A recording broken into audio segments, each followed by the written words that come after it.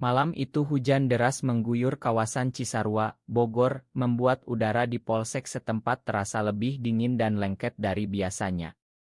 Andi Pratama, polisi berusia 28 tahun, berdiri sendirian di sudut ruang briefing, tangannya memegang map laporan patroli malam yang seharusnya dibahas bersama tim, tapi tak ada satupun rekan yang mendekat.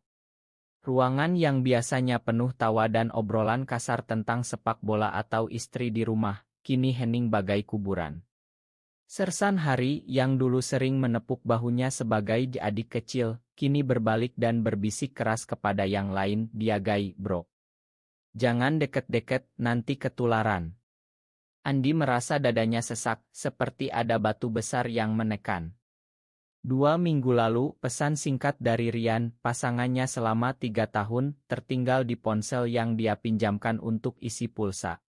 Sersan Hari membukanya tanpa izin dan sejak itu berita menyebar seperti api di rumput kering. Tidak ada teriakan, tidak ada pemukulan, tapi isolasi ini jauh lebih menyakitkan. Tugas patroli malam kini selalu sendirian, makan siang di kantin dilakukan di meja paling pojok, dan bahkan laporan rutin dikembalikan dengan catatan merah tanpa alasan jelas.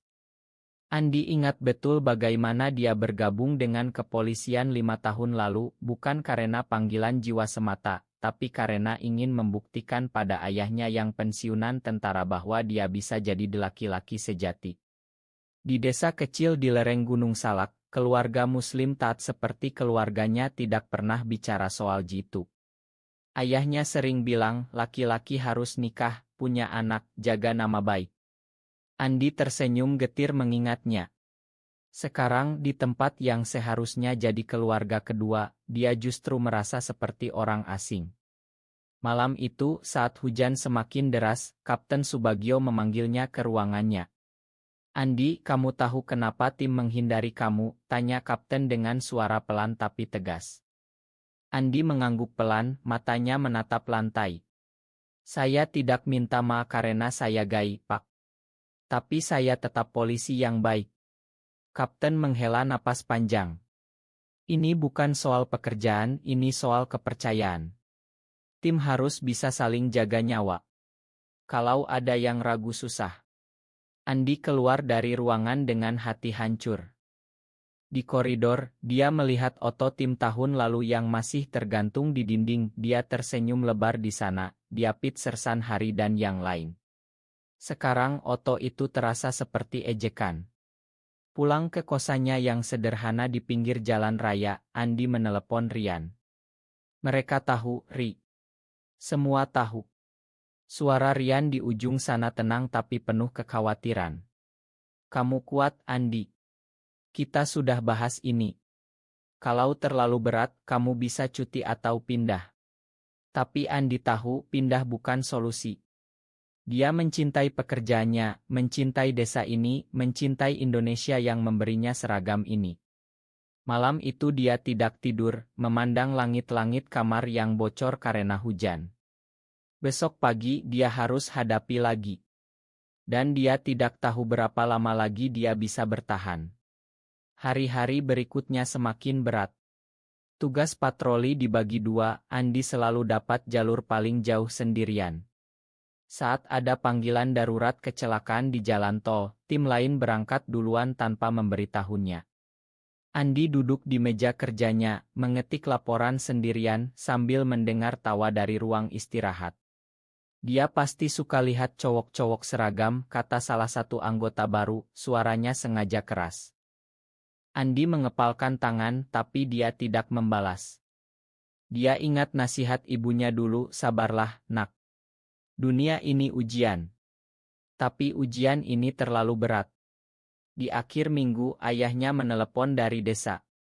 "Kamu kapan pulang? Ada anak Pak Lurah yang cocok buat kamu." Andi hanya bisa bilang iya, Pak, sambil menahan air mata. Rian datang ke kosannya malam itu membawa makanan dari warung Padang Aurit mereka. Mereka duduk di teras kecil, hujan masih rintik. "Aku takut kehilangan pekerjaan ini, Ri. Ini bukan hanya kerja, ini identitas aku." Rian memegang tangannya erat. Kamu bukan hanya polisi, kamu Andi yang baik hati yang pernah selamatkan anak kecil dari banjir tahun lalu. Mereka lupa itu. Andi tersenyum kecil, tapi dalam hati dia tahu, lupa itu mudah di dunia yang penuh prasangka.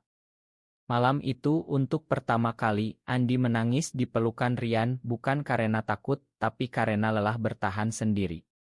Besok, dia harus kembali ke polsek, dan dia berjanji pada diri sendiri, dia tidak akan menyerah. Tapi bagaimana caranya, dia belum tahu. Pagi berikutnya, kabut masih menyelimuti lereng Gunung Salak saat Andi tiba di polsek. Udara dingin menusuk tulang, tapi lebih dingin lagi adalah tatapan rekan-rekannya. Di ruang apel pagi, Kapten Subagio membacakan jadwal tanpa menyebut namanya sekalipun untuk tugas bersama. Andi berdiri di belakang, merasa seperti hantu. Setelah apel, dia mendekati Sersan Hari yang dulu seperti kakak baginya. "Sir, kita patroli bareng hari ini." Sersan Hari menggeleng tanpa menatap matanya. "Kamu sendiri saja, Andi. Tim sudah penuh." Kata-kata itu seperti tamparan. Andi pergi ke mobil patroli sendirian, mengemudi melewati jalan-jalan desa yang basah. Di pos jaga pinggir hutan, dia berhenti, memandang kebun teh hijau yang membentang. Dulu, tempat ini memberinya kedamaian. Sekarang, setiap pohon seolah menatapnya dengan penghakiman. Telepon dari ibunya masuk. "Nak, ayah sakit lagi. Kamu pulanglah sebentar. Dan ada yang bilang kamu belum punya pacar." "Jangan-jangan kamu," Andi memotong cepat. "Ibu, aku baik-baik saja di sini." Tapi suaranya bergetar. Siang harinya, ada panggilan pencurian ayam di kampung tetangga. Andi datang sendirian, menemukan pelakunya, seorang bocah remaja yang kelaparan. Dia tidak menangkap kasar, malah memberi uang saku dan nasihat. Bocah itu menangis, "Terima kasih, Pak Polisi." Kembali ke polsek, Andi menulis laporan, tapi Sersan Hari merebutnya. "Laporan ini saya periksa sendiri. Kamu istirahat saja." Malamnya, Rian datang lagi. Mereka berjalan di pinggir sawah, tangan saling genggam di bawah kegelapan. "Aku ingin cerita ke dunia, Ri. Tapi takut." Rian tersenyum. "Kita mulai dari yang kecil. Aku ada proyek desain untuk les hak asasi di Jakarta. Kamu bisa ikut kalau mau." Andi mengangguk, tapi hatinya berat. Di polsek, isolasi semakin parah. Bahkan petugas kebersihan menghindari menyapa. Suatu sore, saat Andi membersihkan senjatanya sendiri di gudang, dia mendengar percakapan di luar. "Kalau dia tetap di sini, tim bisa bubar. Siapa mau kerja sama Banci?" Andi menutup mata, mengingat saat kecil dia suka main boneka dengan adik perempuan dan ayahnya marah besar. Laki-laki tidak begitu. Sekarang di usia 28 dia masih mendengar suara itu di kepalanya. Akhir pekan, Andi pulang ke desa. Ayahnya duduk di teras, batuk-batuk. "Kamu kurus, Nak. Kerja terlalu keras." Andi ingin cerita semuanya, tapi melihat wajah ayah yang sudah tua, dia diam malam itu, dia tidur di kamar kecil, memeluk bantal, membayangkan pelukan Rian. Kembali ke polsek Senin pagi, ada rapat besar tentang keamanan estial desa. Andi duduk di belakang. Kapten memberikan tugas pengamanan, Andi dapat pos paling terpencil. "Pak, izinkan saya ikut tim utama," pintanya pelan. Kapten hanya menggeleng. "Fokus saja pada tugasmu." Hari-hari berlalu dalam kesunyian. Andi mulai bertanya pada diri sendiri, apakah jadi polisi berarti harus sembunyi selamanya? "Rian mengirim oto pantai di Bali, somedai kita ke sini, ya." "Bebas." Andi tersenyum, tapi air mata jatuh. Di akhir bulan, ada insiden kecil, seorang warga mabuk mengamuk di pasar. Andi datang pertama, menenangkan tanpa kekerasan. Warga itu akhirnya pulang tenang. Tapi saat laporan, Sersan Hari bilang, "Kamu beruntung tidak ada yang lihat cara kamu pegang tangannya." Andi tidak membalas, tapi dalam hati dia tahu, dia tidak salah. Malam itu, dia menulis di buku hariannya, "Aku bukan penyakit. Aku manusia." Estial desa semakin dekat, polsek sibuk. Andi tetap di pinggir, mengawasi parkir motor sendirian. Rekan-rekannya tertawa di tenda utama. Suatu malam, ada kebakaran kecil di gudang padi. Andi yang pertama tiba, memadamkan dengan selang air sebelum tim datang. Kapten memuji tim, tapi tidak sebut namanya. Andi pulang dengan badan lelah, tapi hati lebih lelah. Rian menelepon. "Aku di Jakarta ketemu orang dari komunitas. Mereka bilang banyak polisi seperti kamu sembunyi. Kamu tidak sendiri." Kata-kata itu memberi kekuatan. Tapi di polsek, pengkhianatan datang. Sersan Hari menyebarkan rumor bahwa Andi menggoda anggota baru. Andi konfrontasi. "Kenapa, Sir? Dulu kita sahabat." Sersan Hari menjawab dingin, "Sahabat tidak bohong soal siapa dia." Andi pergi, dadanya sakit. Di rumah, dia menangis sendirian. Ayah menelepon lagi, mendesak nikah. Andi hampir bilang kebenaran, tapi takut ayah kena serangan jantung. Estial tiba.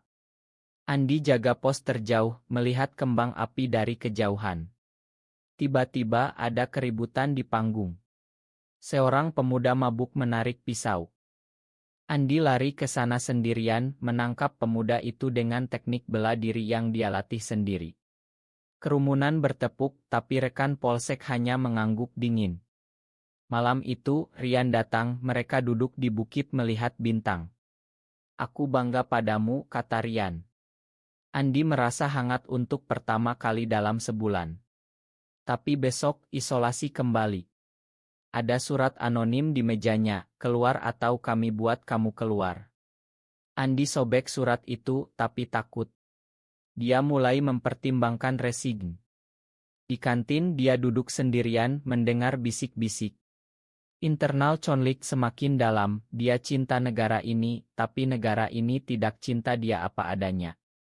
Rian kirim pesan, "Kita bisa pindah ke Bali, buka usaha kecil." Andi ragu. Dia polisi, bukan pelarian.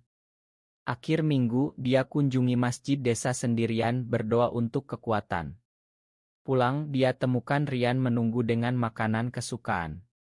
Mereka bicara panjang tentang masa depan, tentang keluarga, tentang mimpi. Andi merasa ada harapan kecil. Tapi di polsek, badai baru datang. Bulan ketiga isolasi, Andi hampir menyerah. Tugas semakin berat, libur ditolak. Suatu hari, banjir bandang melanda Cisarua karena hujan deras semalaman. Sungai meluap, rumah-rumah terendam. Polsek diminta evakuasi. Andi dapat tugas pinggir desa yang paling berbahaya. Dia pergi sendirian dengan perahu karet kecil. Di sana, dia selamatkan puluhan warga, termasuk anak kecil yang hampir hanyut. Tapi saat kembali ke pos komando, tim utama sedang kesulitan. Sersan Hari terjebak di mobil yang meluncur ke sungai. Andi lihat dari jauh.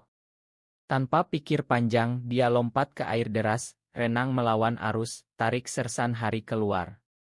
Air dingin menusuk, tangannya lecet, tapi dia berhasil. Sersan Hari batuk-batuk, mata lebar kaget. "Andi, kenapa kamu?" Andi hanya bilang, "Karena kamu rekan saya." Tim lain tiba, angkat mereka ke aman. Malam itu di polsek, suasana tegang. Sersan Hari diam saja. Andi pergi pulang, badan menggigil demam. Rian datang merawatnya. "Kamu hero hari ini." Andi tersenyum lemah. Tapi mereka tetap diam. Besok pagi, demam tinggi, tapi Andi tetap datang kerja. Kapten panggil semua tim. "Ada yang harus kita bicarakan." Andi duduk di belakang, siap dipecat. Tapi yang terjadi di luar dugaan. Kira-kira 10 kata. Kapten berdiri di depan, suara serius. "Kemarin, Andi selamatkan Sersan Hari. Tanpa dia, kita kehilangan satu nyawa. Saya malu karena kita biarkan prasangka butakan kita. Ruangan hening. Sersan Hari berdiri, mata merah. Andi, makan saya. Saya takut, saya bodoh. Kamu tetap saudara saya. Satu persatu rekan berdiri, minta maaf. Beberapa peluk Andi. Air mata Andi jatuh. Saya tidak minta kasihan. Saya hanya ingin dihargai sebagai polisi. Kapten angguk. Mulai hari ini tidak ada lagi isolasi. Kamu bagian dari tim. Siang itu mereka makan siang bersama, tawa kembali. Andi telepon Rian cerita semuanya. Mereka minta maaf, Ri. Sungguh. Rian bahagia. Malamnya Andi pulang ke desa cerita pelan pada ibu. Ibu peluk dia. Ibu tahu dari dulu, nak. Asal kamu bahagia. Ayah masih diam tapi tidak marah. Andi merasa beban hilang. Di polsek kerja sama kembali. Andi dapat tugas penting, tim percaya padanya. Tapi dia tahu perjalanan belum selesai. Dia mulai bicara terbuka dengan rekan tentang identitasnya, bukan untuk ubah mereka, tapi untuk paham. Bulan berikutnya, Andi dan Rian libur ke Bali. Di pantai Kuta saat senja, mereka berpelukan, angin laut menyapa. Andi bisik, terima kasih sudah temani aku melalui ini semua. Rian cium keningnya. Kita bersama. Kembali ke Cisarua, Andi promosi kecil, tim hormati dia. Ayah akhirnya terima, meski pelan. Andi terus kerja, tapi sekarang dengan hati terbuka.